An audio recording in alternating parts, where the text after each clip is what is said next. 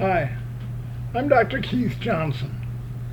You know, when you're on camera as much as I am, and you have to constantly come up with ideas and sermons, and you got to speak before the public and work with other people with whatever it is that you're talking about, you have to come up with ideas.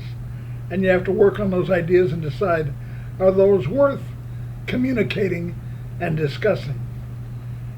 Well, while I was driving down the street one day, starting my day on kind of a normal basis, I was trying to think of some things to do because I knew I'd be in front of the camera during this time. The radio commentator, the radio station I happened to be listening to, made an interesting statement. He said, "Boy, we do a lot of worrying in our life." And I thought, well, now, there's some divine inspiration. We probably want to talk about how much we worry and how much of it comes true. So I began to toy with that a little bit, and it so happened that my first appointment that day was with my dentist. I hate going to the dentist, but while he and I were talking, dentist is always looking down on the mouth anyway, but while we were talking, I said to him, how much of what you worry about really comes to be? And he said, well, now that's a good question. He thought a little bit, and then he said, I would say about 60% of what I worry about comes true. Maybe less than that, I don't know. Well, the next appointment that I had after him was with my doctor. I was going for a physical. It was a rough day that day.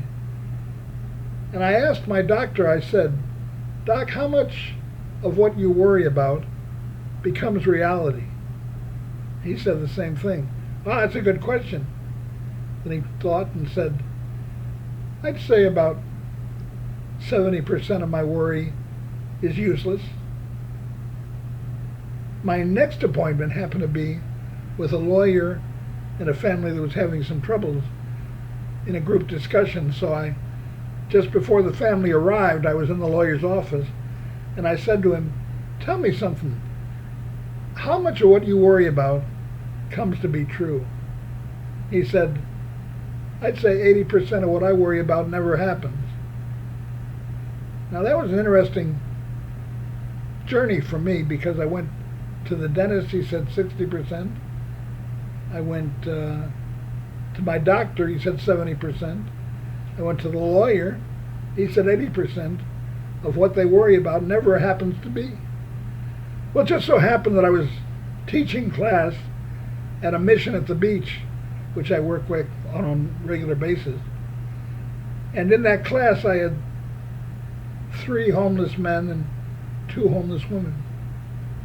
So I said to the men, tell me, men, how much of what you worry about becomes reality? And the men, pretty well as a group, said, no, we don't worry much. What good does it do? We don't even bother. So I said to the women, how about you? How much of what you worry about really comes to happen? And both of them said, all of it.